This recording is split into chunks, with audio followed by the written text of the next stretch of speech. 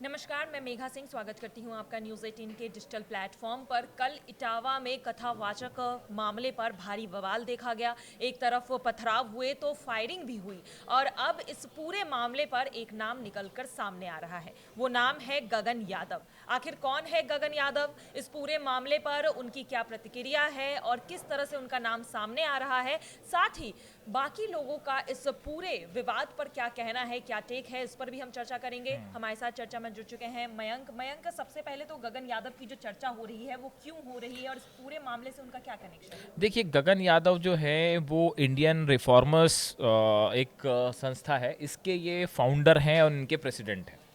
और ये जो है ये वो संस्था है जो हमेशा से अहिर रेजिमेंट की बात करती रही है। इनका ये भी कहना था कि भारतीय सेना में भी एक अहिर रेजिमेंट होना चाहिए।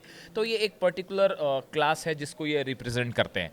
अब देखिए, ये जो मामला सब कुछ हुआ इसमें ऐसा बताया जाता है कि जिस तरह से ये यादव समाज के जो कथावाचक थे तीनों, जो मुकुटमणि हैं और संत सिंह यादव हैं और श्याम कठेरिया, इनके साथ जिस तरह का सलूक किया गया, इनकी चोटी काट दी गई और इनके साथ जो है वो इनका वीडियो बनाया गया, पैर इनसे छूने को कहा गया, नाक रगड़वाई गई, इस तरह की जो बातें सामने आई, उसके बाद एक यादव समाज और अहिर सेना, एक बड़ा वर्ग जो था जो इससे बड़ा नाराज था।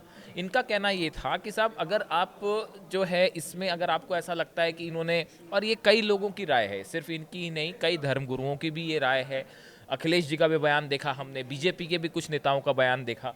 तो देखिए, अगर कोई शख्स मान लीजिए अपनी नाम छुपा के अगर वो कथावाचन कर भी रहे थे, जैसा कि उनके ऊपर आरोप लग रहे हैं, तो ऐसी स्थिति में उन पे कानूनी कार्रवाई करते, आप उनको पुलिस को बुलाते, एफआईआर दर्ज करवा देते, उनको उनके खिलाफ कानूनी कार्रवाई करते। अगर ऐसा होता तो शायद ये बवाल नहीं होता। लेकिन जो उनके साथ ह्यूमिलेशन हुआ, जिस तरह से चोटी काट दी गई या दूसरी बदसलूकियां हुई, इसकी वजह से इस पूरे मामले ने एक जातिगत रूप ले लिया।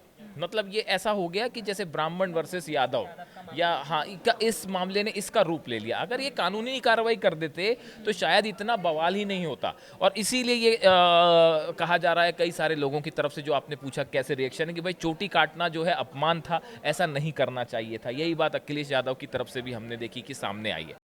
कि जब आपका साथी गया तो वहाँ के लोगों ने बोला हमारी आपकी सबकी जिम्मेदारी ये है कि अपमान जिसका हो, अपमान नहीं होना चाहिए, चुटिया नहीं कटनी चाहिए और पेशाब से स्वच्छ नहीं करना चाहिए। कोई भी सभ्य व्यक्ति, कोई भी जिसको समाज के प्रति लगाव है, वो कभी भी इस तरह के काम नहीं कर सकता। अब देखिए, इस पूरे मामले में जो आपने पूछा कि गगन यादव कौन है, गगन यादव की क्या भूमिका है। गगन यादव जो हैं, ये एक तो इंडियन रिफॉर्मर्स नाम की संस्था है, इसके फाउंडर हैं, इसके प्रेसिडेंट वो हैं। और ये वही संस्था है जो भारतीय सेना में भी अहिर रेजिमेंट की मांग करती रही है। अब इस पूरे मामले में जो हिंसा हुई इटावा में, जिसने आपका जिक्र किया गया, उसमें जो है इनको आरोपी बनाया गया है कि इन्होंने वहाँ लोगों को कॉल दिया था। देखिए, इस मामले की शुरुआत वहाँ से हुई।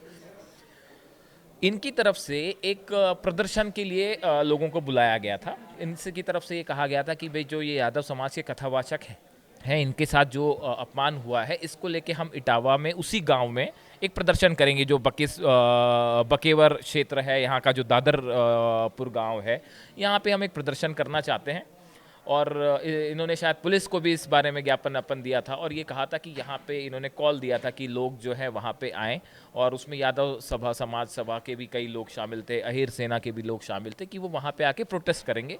शुरुआती तौर पे तो ये ऐसा बताया जा रहा है, जो इनका खुद का गगन यादव का कहना है, कि हम पीसफुल प्रोटेस्ट करना चाह रहे थे। लेकिन गगन यादव इटावा पहुँचते इसके पहले उनको रोक दिया गया। बात नंबर एक, पुलिस ने इन्हें तो रोक दिया, लेकिन बाकी की जो लोग थे वो वहाँ पहुँच चुके थे, या चाहे यादव समाज के लोग हों, या फिर यादव महासभा के लोग हों, या फिर अहिर सेना के लोग थे, या और भी कुछ ऐसे लोग थे जो वहाँ पहुँच गए थे। उसके बाद फिर हमने देखा किस तरह से वो प्रोटेस्ट थोड़ा सा वायलेंट हो गया, पत्थरबाजी हुई, पुलिस को हवाई फायरिंग करनी पड़ी और वहाँ से मामला बिगड़ गया, जिसमें अब 19 लोगों को आरोपी भी बनाया गया।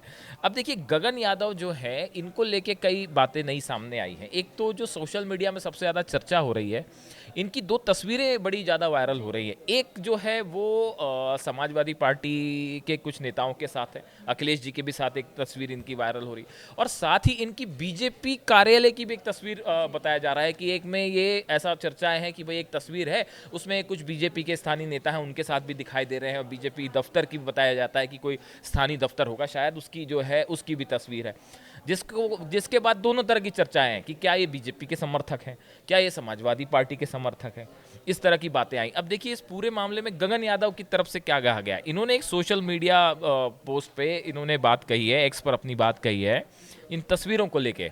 अगर मेरी पुरानी तस्वीरों से आपको ये लगता है कि मैं किसी विशेष दल से संबंध रखता हूँ तो मेरी कई तस्वीरें मैं आपको प्रत्येक दल के साथ दिखा सकता हूँ। इनका कहना ऐसा है भाई मेरी कई दलों के साथ तस्वीर है। सच बताऊं तो पहले कभी तस्वीरें खिंचवाते वक्त इतना नहीं सोचा था कि इसका प्रभाव भविष्य में एजेंट का दर्जा भी दिलवा सकता है, क्योंकि उद्देश्य ही नहीं था कभी राजनीति का हिस्सा बनने का। इनका कहना मैं भाई किसी राजनीति को ज्वाइन नहीं करना चाह रहा था, लेकिन कोई बात नहीं साथियों, मैं ऐसी तमाम चुनौतियों का सामना करने के लिए तैयार हूँ। इन्होंने एक सोशल मीडिया पे एक पोस्ट डाला।